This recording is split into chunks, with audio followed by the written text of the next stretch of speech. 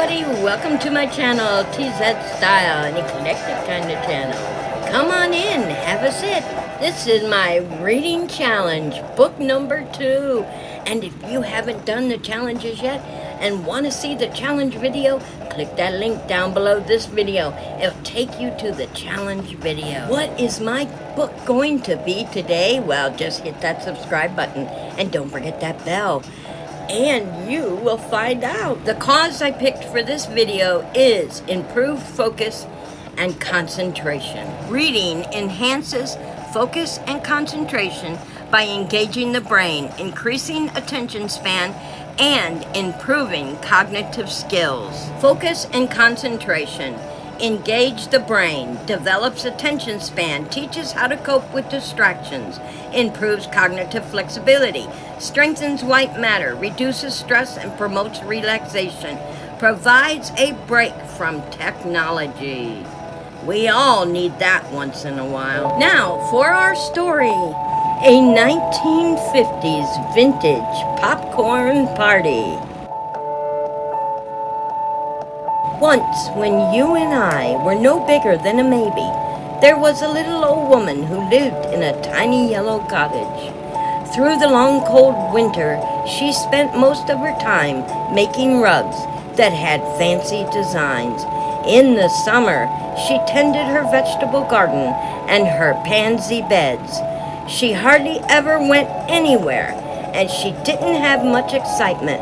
But one day there came a very special day. It was the little old woman's 100th birthday, and she was going to celebrate. After breakfast, she went out to the vegetable garden behind her tiny yellow cottage and picked 4 golden pumpkins. "I'll take these to town," said the little old woman to herself, "and perhaps the grocer will let me trade them for some popcorn. Then I will ask some of the children in this evening to help me celebrate my birthday, and we will pop the corn. But before I invite any of them, I must find out if the grocer will let me trade these for some popcorn," she said, as she put the 4 golden pumpkins into her green wheelbarrow. The little old woman was very happy as she wheeled the pumpkins down the cobblestone street to the grocery store. The grocer was a kindly old man with bright blue eyes and a cheery smile. "And what can I do for you, little old woman?" he asked as she came in the door. "If you please, Mr. Grocer, I'd like to trade these 4 pumpkins for a pound of popcorn." "A pound of popcorn!" he cried. "Why, 4 pumpkins are worth at least 5 pounds of popcorn." So the little old woman wheeled her 5 pounds of popcorn back along the cobblestone street to her cottage and thought of all the fun she was going to have eating popcorn with her friends. When she reached home, she went about the neighborhood inviting the children to help her celebrate. All up and down the street, the boys and girls squealed with delight when the little old woman told them that she was going to have a popcorn birthday party.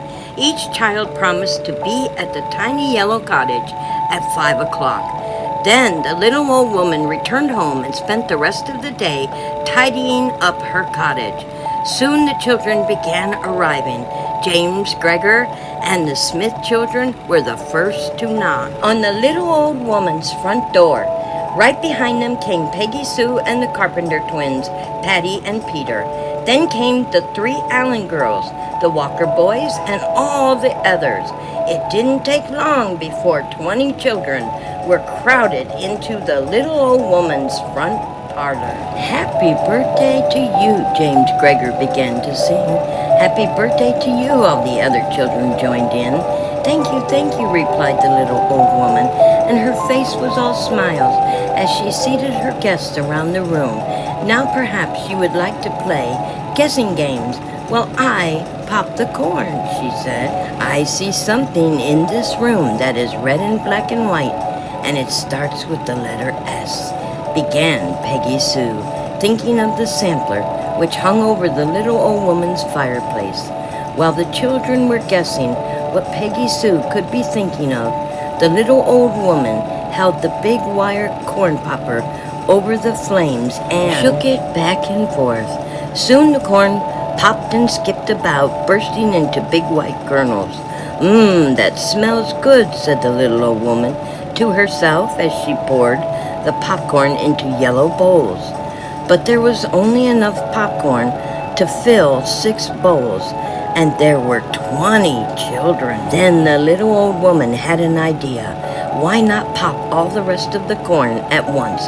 That's it," she cried. "That's just what I'll do. Then there will be enough for everyone without having to wait." So she poured the rest of the 5 pounds of corn into the popper, and she chuckled just to think what a smart little old woman she was. She went back to the fire and began shaking the popper back and forth, back and forth. Very soon the kernels began bursting into white, fluffy balls. Faster and faster the kernels popped and danced. Fuller and fuller became the corn popper until the lid burst open and the corn came jumping out into the fire. "Oh, gracious!" cried the little old woman. "What shall I do? What shall I do?" The corn was now flying about the room like a snowstorm. Forgetting all about the guessing game, the children hopped from their chairs and began running from the flying corn. Scrunch, scrunch went the popcorn under their feet as they scrambled from one spot to another. The little old woman was still holding the popper because she was so bewildered that she didn't know what else to do. Crackle, pop, swoosh went the popcorn as hundreds of kernels exploded and shot out of the popper at the same time. There was popcorn everywhere. Finally, the little old woman dropped the popper and waded in popcorn up to her ankles to reach the front door. "Oh me, oh my," she wailed when she and the children were safely outside. "What can I do? My tiny cottage will be filled to bursting with popcorn in a short while. We'll call the fire department." "That's what we'll do," cried James Greger. "Yes, that's what we'll do," shouted all the other children. "The firemen will put out the fire, and then the corn won't pop anymore." Soon, with whistles screaming and screeching, the big red fire engine pulled up beside the little old woman's tiny yellow cottage. By this time, the white popcorn was even skipping out of the open front door. The firemen had never seen such a sight. Everywhere was popcorn, popcorn, and more popcorn. They unwound their long hose, and scrunching through the popcorn in their high rubber boots, they made their way into the house and finally put out the fire. James Greger, Peggy Sue, and all the other children helped the firemen and the little old woman shovel the popcorn out of the tiny yellow cottage.